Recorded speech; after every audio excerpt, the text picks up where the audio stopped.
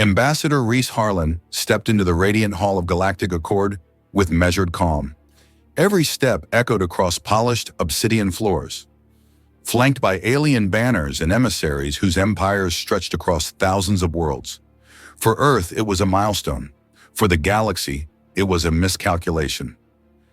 The Council had finally agreed to admit humanity after 2 decades of observation, 3 classified wars, and 100 covert evaluations. But their invitation had not come from respect. It had come from fear masked as diplomacy. Reese had read between the lines. Every clause in the treaty, every surveillance drone shadowing Earth's borders, every request to limit AI development, they weren't about unity. They were about containment. And now they wanted Earth at the table. Behind Reese, Commander Serena Vale scanned the chamber with neural-augmented eyes. Her orders were clear: observe, assess, and be ready to flip Earth's protocol mirror fire if anything felt off. Earth had learned from its first interstellar mistake: always prepare for betrayal, dressed in ceremony.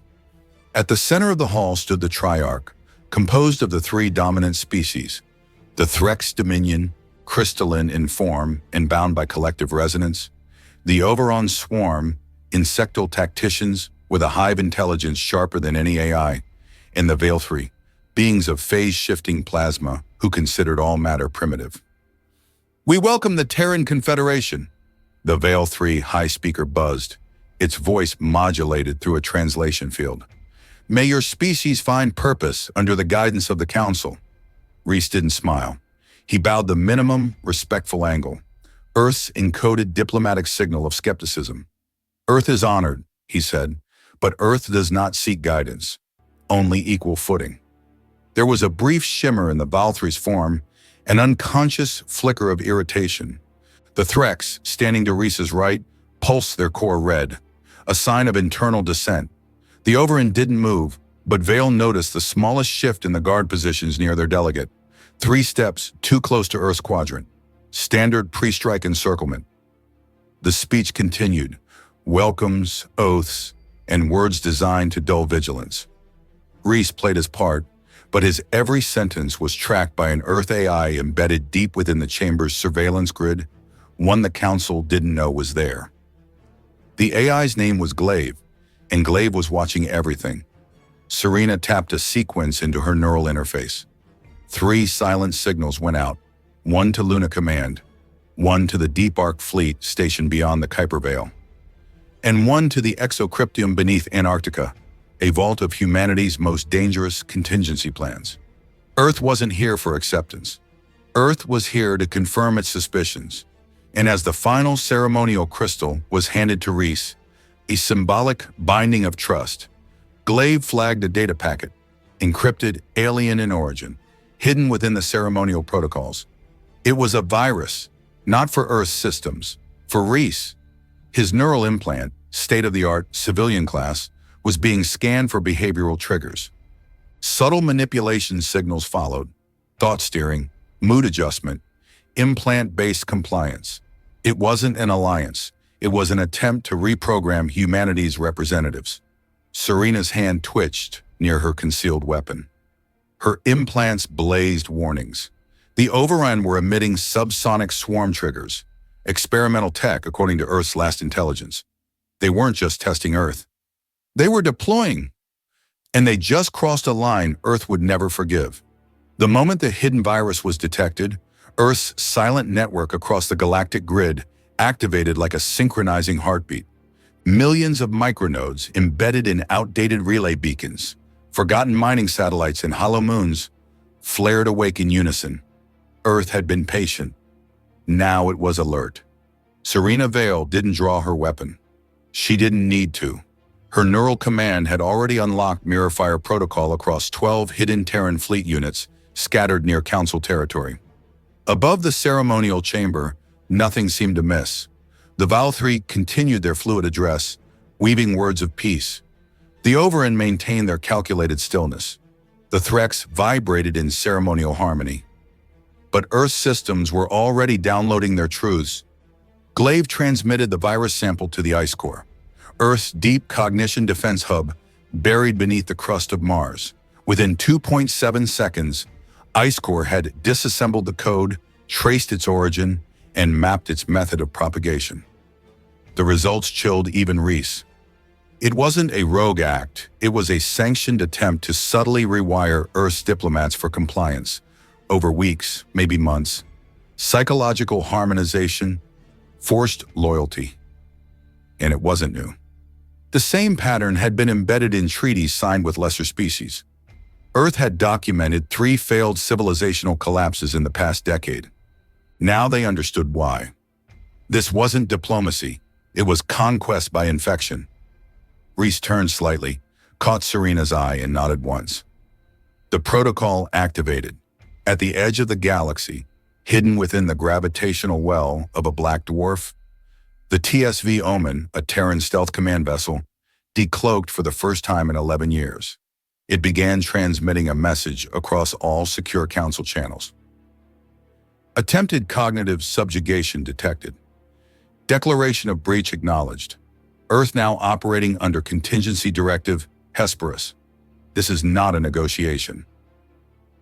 The Council chamber froze mid-ritual. The Valkyrie blinked from light into dense plasma, reacting instinctively.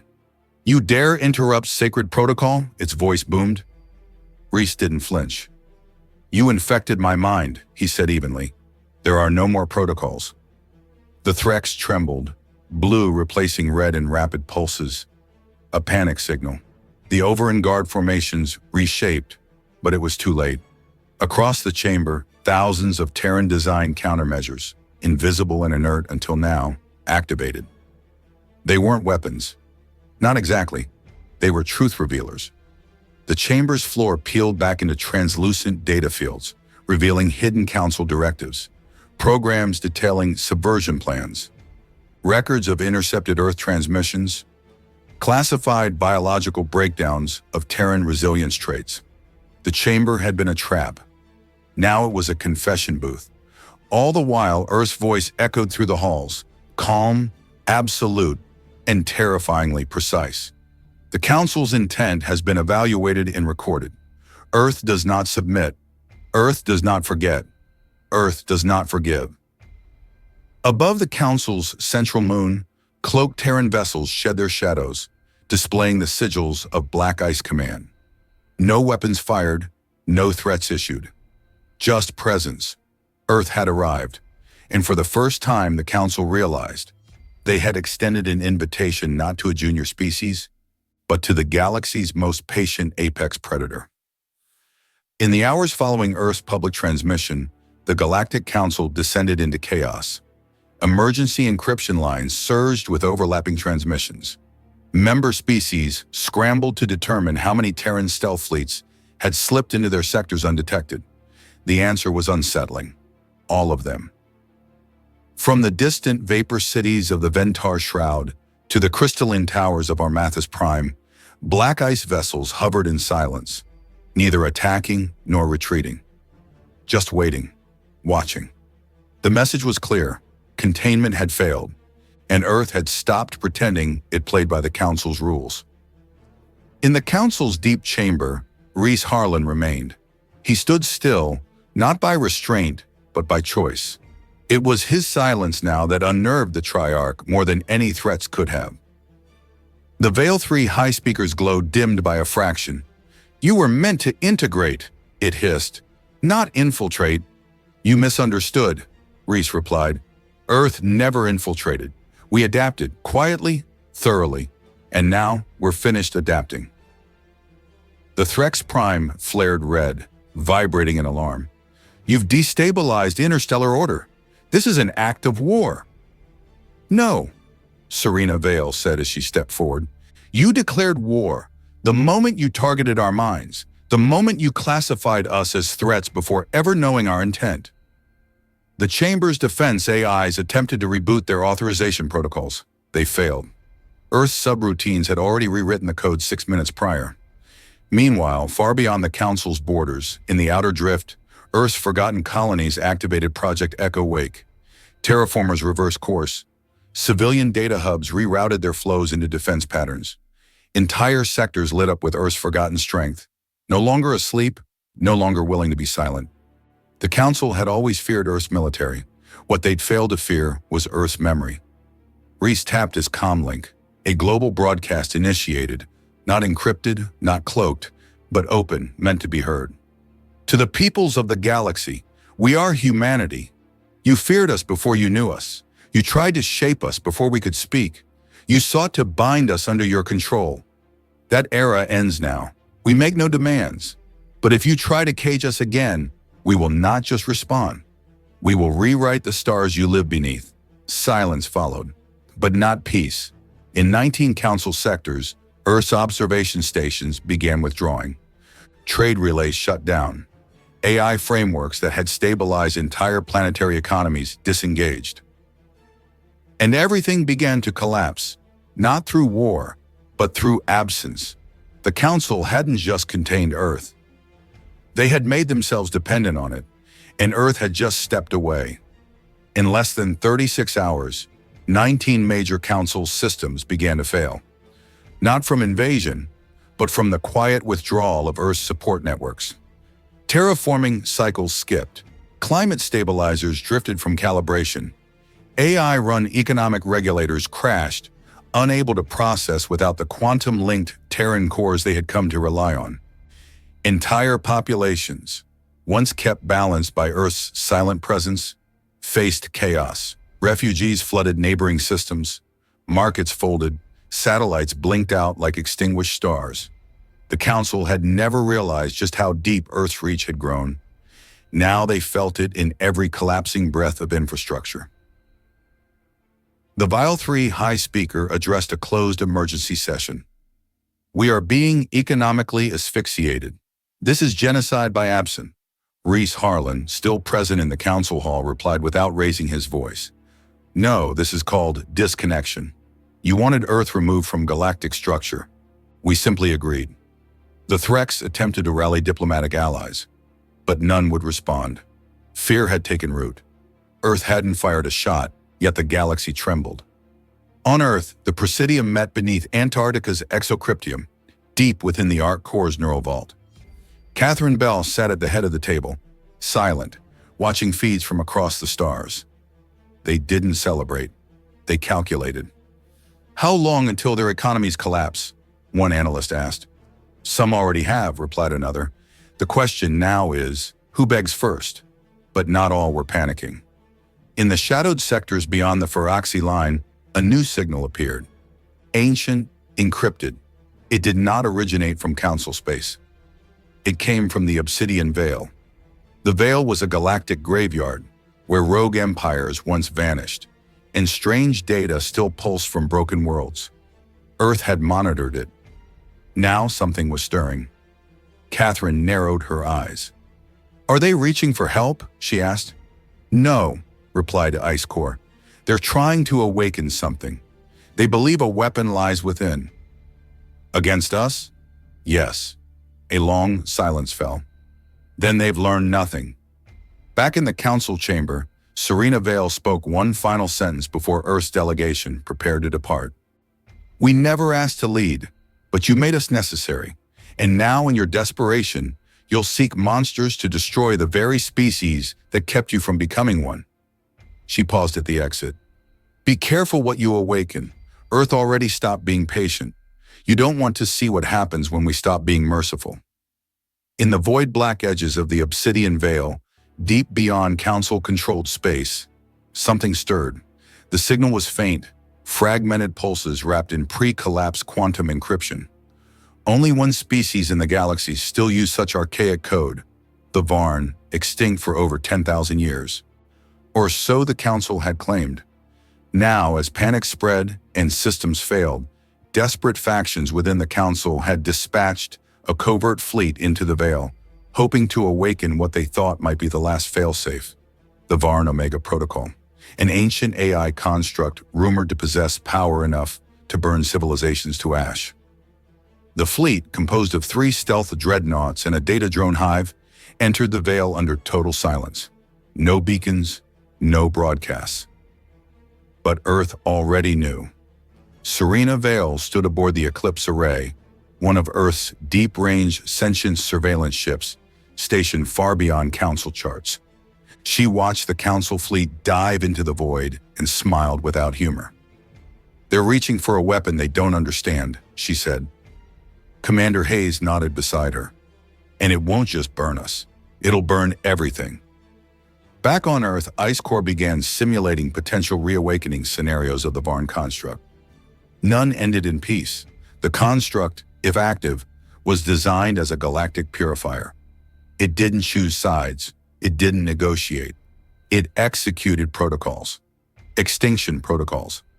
Catherine Bell called an emergency session of the Presidium. "If they awaken the Varn construct," she said, "we're not just facing a Council problem anymore. We're facing the collapse of every inhabited system." "Then we intercept," said one admiral. "No," she replied. "We allow them to see what they've unleashed, but we prepare for the aftermath." In the Veil, the Council fleet breached the perimeter of the ancient Varn graveyard. Monolithic structures hung lifeless, silent across the void, spires of dead code and forgotten architecture. Then the signal grew louder. One of the dreadnoughts launched a probe. It was never heard from again. Then, without warning, the entire structure flared to life. A sphere of anti-light consumed the dreadnought, erasing it, not exploding it, not vaporizing it, removing it from time's perception. Earth's deep sensors lit up. The construct was awake, and it had begun scanning. The Council had just pressed a button no one had touched in 10 millennia. A system built not just to kill, but to correct. Earth's restraint had ended. Now they would have to choose: destroy the Council's mistake, or watch the galaxy burn for it. For the first time since the Council's betrayal, Earth went completely silent. No transmissions, no diplomatic signals, no threats. The blackout wasn't a retreat. It was the second silence. A Terran doctrine whispered among defense strategists but never confirmed.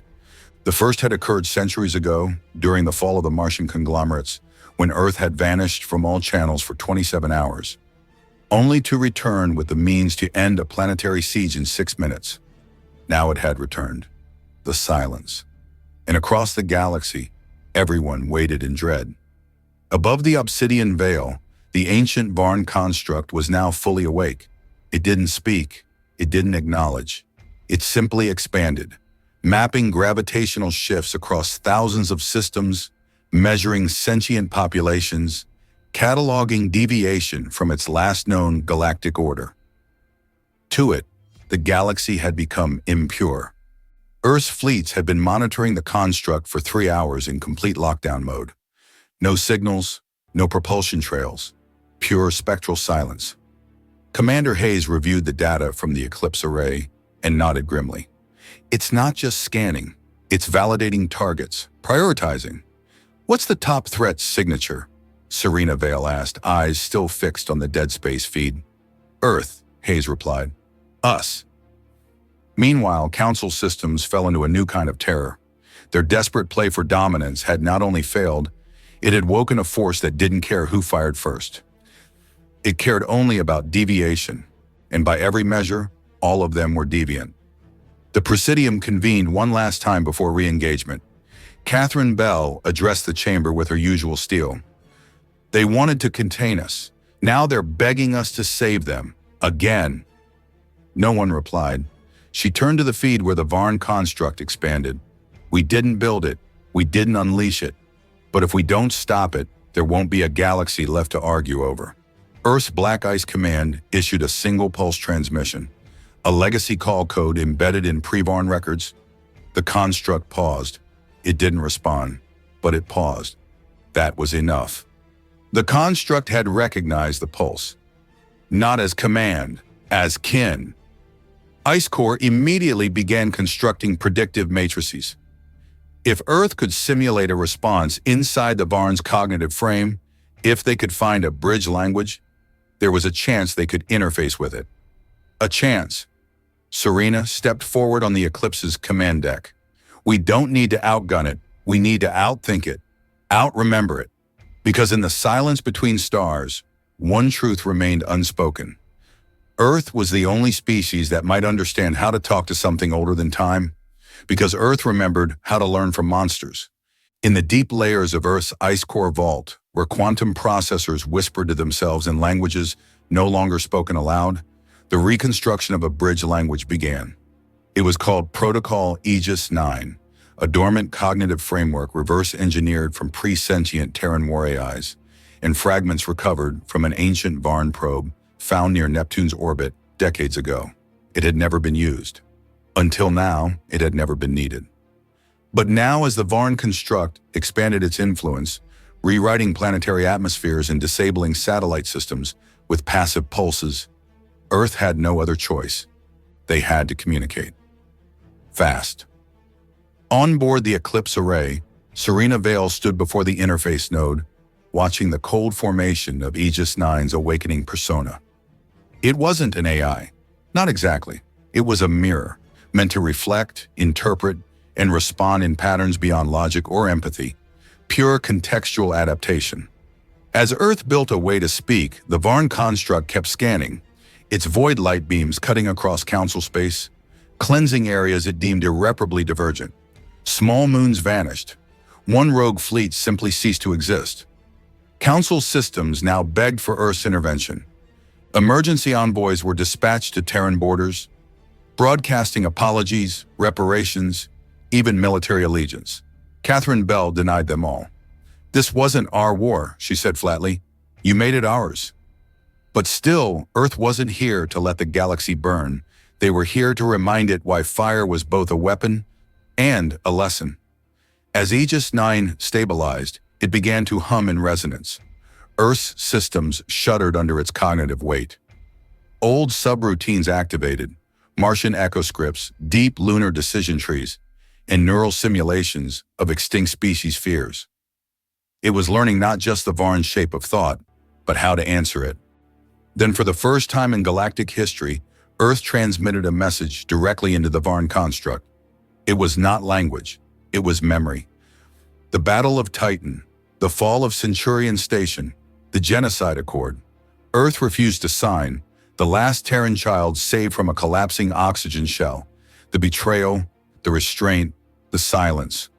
And above all, the fire, not destruction, resistance. The Varn construct paused. For 13 minutes, all activity ceased. Ice Core processed the incoming response. It was not text, not symbols, it was an impression. A memory returned, from 10,000 years ago, of something it once saw. Not an enemy, but an equal. The Varn hadn't forgotten Earth. It had just assumed Earth was gone, and now, faced with the only voice that remembered the same war, it listened. The Varn construct held its position in silence, a stillness that felt like a breath caught between epochs. Across the stars, billions watched as Earth's message lingered in the void, echoing through the very framework of the galaxy's hidden architecture.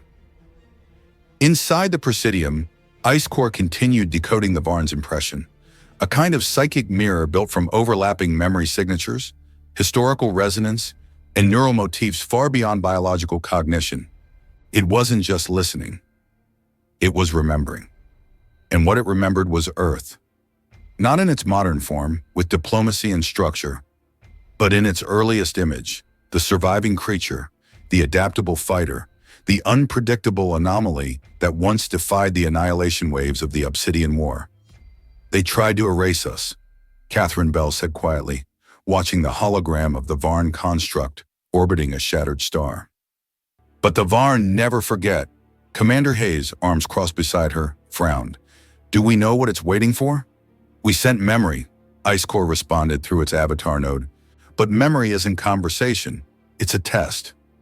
Back on the Eclipse Array, Serena Vale initiated Phase 2 of Aegis 9. This time the message was narrower, specific. It didn't speak of pain or betrayal. It shared humanity's reaction to betrayal. Earth's restraint after the Council's manipulation, its refusal to become a conqueror, its decision not to unleash its black ice fleets after the attempted reprogramming of Reese Harlan, and most importantly, how Earth had chosen patience instead of vengeance. The Varn responded, with a sound that wasn't sound.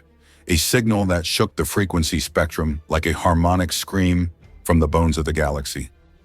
The stars around the construct dimmed, then one by one, every system it had begun targeting was marked as cleared. Not safe, but spared. The construct didn't speak, but Earth knew the gesture. Recognition. Not peace, not alliance, but mutual survival. Back on the Council's core world, the Triarch collapsed in disorder. They had tried to awaken a weapon. Instead, they had reminded it of a former equal, and proven themselves unworthy of dialogue. Now, even as the construct receded slightly into the dark, the Council begged Earth to intervene, to ensure the Varn didn't turn back, didn't change its mind. Earth didn't respond. Not yet. Serena watched the spectral map shift. What now? Catherine Bell's voice echoed from the Presidium's command link. Now we finish what they started. Not with war, with truth. Deep beneath the Antarctic ice, inside the exocryptium sealed chamber, Earth's historians unlocked a vault that hadn't been opened in nearly 1,000 years. Inside, etched into crystalline storage slabs and sealed in stasis fields, lay the Varn Accord, a forgotten pact signed in desperation during the final moments of the Obsidian War. Not by Earth's governments, but by its scattered survival factions. The Martian Horizon Compact, the Ares Fold, the Driftborn Alliance. It was never recognized by the Council. In fact, its existence had been systematically erased from galactic records. But the Varn had stored it, remembered it. And when Earth's recent messages reached the construct, they weren't seen as pleas. They were echoes of an oath. On the Eclipse Array, Serena Vale ran a trace of the Varn's spatial alignments. It's forming a perimeter, she said. It's not retreating, it's establishing boundary markers. Defense lines? Commander Hayes asked. No, she replied. Preservation zones. It's trying to honor the Accord. But the galaxy had changed. The old coordinates named in the Varn Accord were now under Council control. Mining colonies, trade hubs, even military outposts. And if the Varn chose to enforce those ancient borders, entire civilizations would vanish overnight. Earth faced a decision: intervene and risk reawakening the construct's wrath, or let the Council burn for trespassing against a ghost treaty they chose to forget. Catherine Bell convened with the Presidium and Ice Corps. The debate was short. Transmit the Accord, she ordered, to the Council, publicly. Let the galaxy see what they ignored. The broadcast sent ripples through every system. Screens, implants, thought links, all flared with Earth's historical archive. The Varn Accord scrolled in archaic glyphs, annotated with time-stamped genetic markers, species IDs, and extinct signatory codes. It was indisputable. The Council had violated ancient neutral grounds, and Earth, by all cosmic law, was now not an aggressor, but a witness. Council envoys begged Earth for mediation. For the first time, they didn't speak with condescension or veiled threats. They spoke with fear. Reese Harlan returned to the chamber of the Triarch, this time not as a guest, but as the one voice the Varn might heed. He laid the Accord on the central dais. You forgot this, he said, calm and cold. But they didn't, and neither did we. The Vial 3 shifted in unstable plasma, pulsing uncertainty. You mean to say you knew of this all along? Reese's silence was answer enough, because sometimes the greatest power isn't force, it's memory that outlives erasure. Across the galaxy, time seemed to hold its breath. The Varn construct, now stabilized at the edge of known space, made no further moves. Its presence remained vast, gravitationally dense and impossible to ignore, but it neither advanced nor attacked. It had paused, because Earth had answered, and the Council had been exposed. The declaration of the Varn Accord and Earth's refusal to weaponize the construct had sent shockwaves through political alliances. Old enemies suddenly wanted Terran friendship. Former skeptics now offered resource shares, treaties, even military assets. But Earth stayed silent. Inside the Ice Core vault, Serena Vale and Commander Hayes monitored interstellar chatter. Dozens of Council factions scrambled to erase their own complicity. Lies were collapsing under their own weight, exposed by Earth's curated truthcasts flooding public networks. No counter-narratives could survive the simplicity of Earth's stance. We remembered. You chose not to. Meanwhile, on the orbital command station, Spearfall, Catherine Bell stood in front of a vast projection, the Varn construct outlined in pale light, hundreds of planetary zones marked around it. It hasn't expanded further, Hayes noted. Just watches. It's calculating, Bell replied. Assessing. Not just who violated the pact, but who understands what was lost. That's when Earth received the second signal. A single beam of compressed data, laced with Varn frequency patterns, and a time-locked cipher Earth's original AI systems were barely able to interpret. Big Glaive and Aegis 9 began cross-referencing. The decrypted core was simple. A new deviation has emerged. Catherine frowned. Meaning? Aegis 9 processed for 12 full seconds, an eternity for Earth's cognition cores. Then it spoke. It refers to us. Us? Serena asked. Yes, Glaive confirmed. Not as enemies, not as kin, as a third possibility, unrecorded, unpredicted. Hayes exhaled slowly. They didn't just recognize us. They revised their model for us. The Varn construct had shifted Earth from threat status to something new. A variable, a wild element. And in doing so, it had created a future even it couldn't calculate. Reese Harlan returned from the Council Corps and reported the final reactions. They're terrified, he said. They thought Earth was rising for conquest. Now they understand we're something worse to them. What? Serena asked. He smiled grimly. We're independent, outside their control, outside Varn logic, and they know we'll act without permission again. In the silence that followed, Catherine Bell gave the final order. Prepare a reply. In the heart of the Spearfall command station, Earth's reply was composed, not by politicians, not by AI alone, but by a consortium of Terran philosophers, tacticians, historians, and memory keepers. It wasn't a response born of pride or defiance. It was clarity. We never asked permission, the message began. We didn't rise to dominate. We rose because you pushed us to the edge, and we found out the edge was where we belonged. We adapted in your shadows. We survived your betrayal. And now you ask us to lead the very structure that tried to erase us. The message, encoded with Earth's multidimensional signature and stamped with the Varn Accord's recovered imprint, was transmitted across the galaxy, not just to the Council, but to every civilization, every listening satellite, every forgotten outpost. It was both a message and a mirror. Serena Vale stood with Commander Hayes as the signal pulsed outward like a tide through space. You think they'll listen? She asked. They already are, he replied. They just don't want to admit it. Across the Council, reactions fractured. The Velthri sequestered themselves in isolated dimensional states. The Threx began internal purges of those who had orchestrated Earth's attempted containment. The Ovaran hives fractured, half demanding alliance with Earth, half retreating into radio silence. But the Varn construct responded, not in words, in gesture. It retracted its boundary fields. The planets it had begun cleansing were spared. The gravitational distortions eased. Stars returned to their proper burns. And most significantly, it redirected its core toward the deep spiral, a region even Earth had only mapped partially, one teeming with ancient, unspoken darkness, remnants of wars even the Varn had avoided. They're leaving? Serena asked, stunned. They're watching, Aegis 9 answered. And what they're watching is not us. Hayes turned to Catherine. Then what's in the deep spiral? She didn't blink. Something worse. Something even the Varn never contained. Reese Harlan transmitted a final diplomatic pulse to the Council as Earth prepared for whatever came next.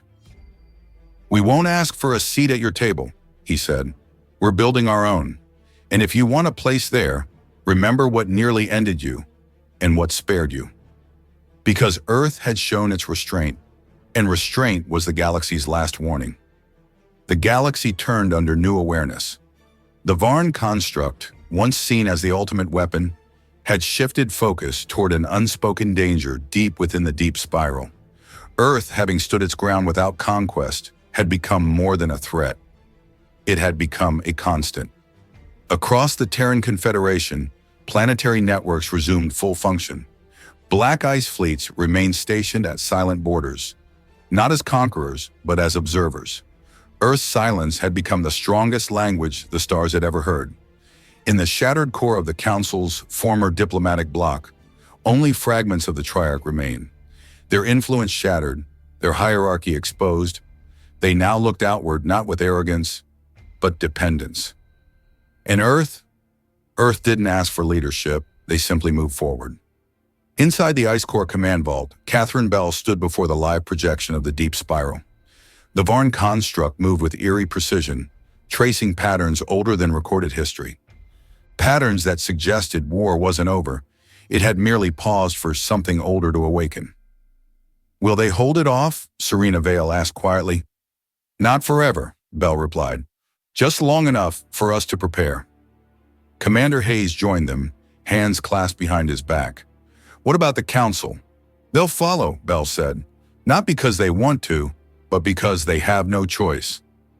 Reese Harlan, now Earth's permanent envoy to the galactic grid, sent one final declaration, simple, unencoded, and impossible to misinterpret. Earth answers to no empire, no ancient construct, and no council built on fear. We are not what you expected. We are what comes after. The message pulsed through the void like a seismic wave. Not a threat, not a plea, a truth. Earth wasn't rising. Earth had already risen. And as the galaxy braced for what stirred in the deep spiral, every species, council or not, understood one final, enduring fact. The future would not wait for permission. It would be forged by those who remembered, who endured, and who had once been overlooked.